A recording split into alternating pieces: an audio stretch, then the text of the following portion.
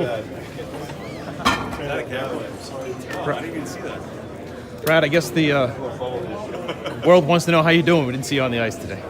Yeah, I just told Butchie I want a day off. I had enough of practice. I'm good. How excited are you? And what do you think of this whole media day and as you get closer and closer? Yeah, you know, this day is part of it all. Part of the excitement. You know, I guess the big thing is that it means you're starting up tomorrow. So we're all excited. Looking forward to the challenge. It's going to be a tough series, and it's going to be a lot of fun. So we're ready to go. Can I ask you some fun questions for Bruins Academy? Yeah. How would you describe Media Day? It's a whirlwind. Yeah.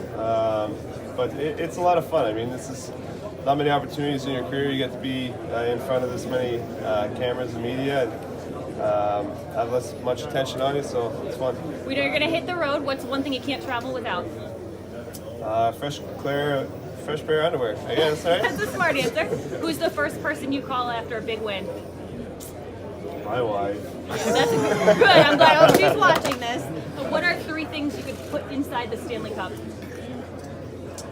Cinnamon Toast Crunch, a baby, and a lot of alcohol. There you go. And last but not least, do you do anything strange or kind of odd as part of your pregame routine that people might think is weird? No, not really. I'm pretty simple pregame. I'm pretty mellow.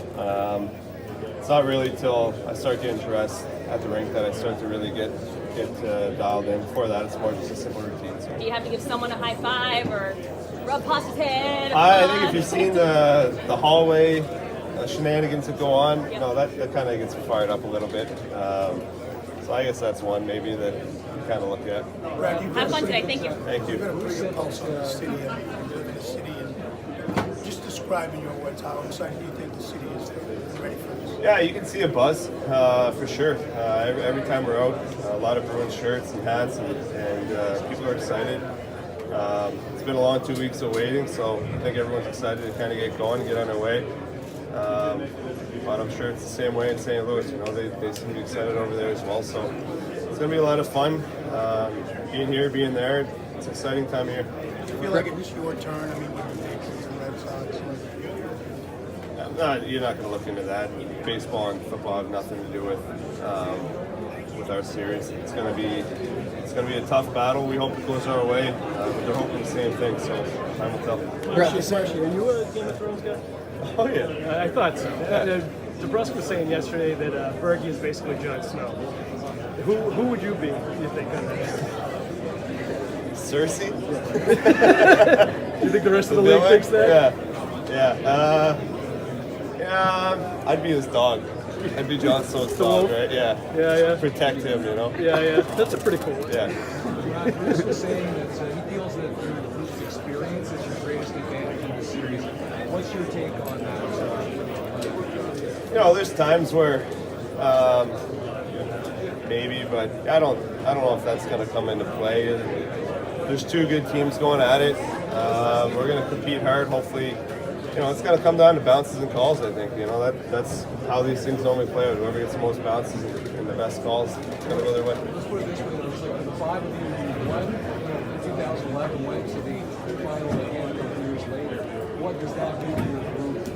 That when you get into crunch time or tough situations, that St. Louis they don't. You can draw back on some experiences, but we're not going to overthink it. Just say we're going to win because we had guys that have been to finals before it. You know, I don't think it's going to play into that much. It's going to come down to will and compete level.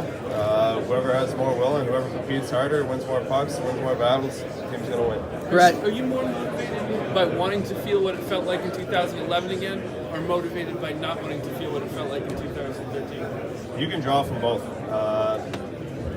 You know, it was so sweet to win, but it hurts to lose. And that was devastating. That still hurts to this day. I mean, I probably look back more on the loss and what I would do differently than the win. So, you know, that's something, you lose something like this. You're that close, you work that hard. It never leaves you. So hopefully we don't feel that again. Yeah, that's what Brady says. Brady says the losses just kill him, even now, as opposed to the 6 rings. Yeah, no, it hurts to lose. You know, you're so close, and it's a matter of inches. It could be one play that can separate a winning team from a losing team. So when you're that close and you watch another team celebrate, and, you know, it should be you. It's a tough pill to swallow. Brett, just going back to that 2013, I remember Tyler Sagan saying the same thing. He said he felt like they let the city down because that was right, you know, the Boston Strong and all that. And do you remember that feeling too? When you were... Yeah, it was a tough time for Boston. Obviously, going through a lot, and you know, we were kind of hoping to, you know, it'd be a bright spot. That one hurt a lot. Again, it's still something I think about all the time to this day, and you know how much that one hurt, how nice it would have been to win, and again, all the things that could have gone differently, that we would have liked to go differently, that I could have done differently. You know, that'll never leave you. It's gonna haunt me. What would it mean to win it on home ice because of, if you could?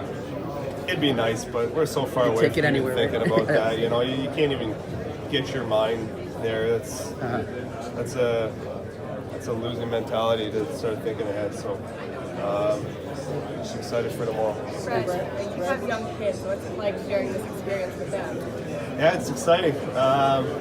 You know, it makes it that much sweeter having kids and the family, and you know, their excitement in it all, and you know how much they even have to sacrifice for this. So, you know, it's no longer at my home just about me, and it's about them, and they've all bought in, and they're excited about it. So, it's a fun time at home. Brad, we've heard before that you never 100% this time of year. 11 days off, though, is about as close as you could possibly be to 100% playoff. You would hope. You know, there's always things that come in. Guys get hurt in practice and stuff like that. So,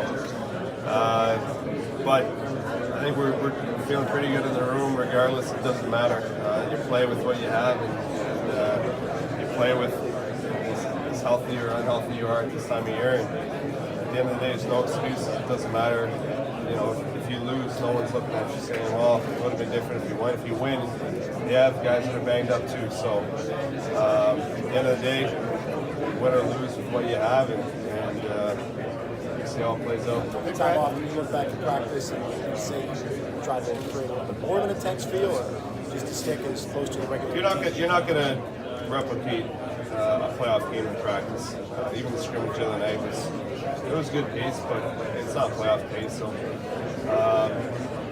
you know, we practiced hard. We worked out hard off the ice, and you know, we're all in pretty good condition in this room. So you know, maybe there's a little bit of rust first game, but at the end of the day, you got to get through that. There's no excuses. You got to play, and you got to find ways to win. So what would be the perfect game for you? You can control the schedule and say, I want X amount of days off. Saying you're healthy, you want to play right away. A couple days, you know, maybe a day off, 2 days off. Yeah, you know, you just want to play. This time of year, nobody wants to practice. Guys just want to play and go through it, see how things play out. But, you know, it's just this time of year, no one needs to practice. No one wants to practice. They just want to play the games. What do you know about Don't know anything about betting kids. I don't care to rattle them. You know? Play the game and see how it plays out. Brett,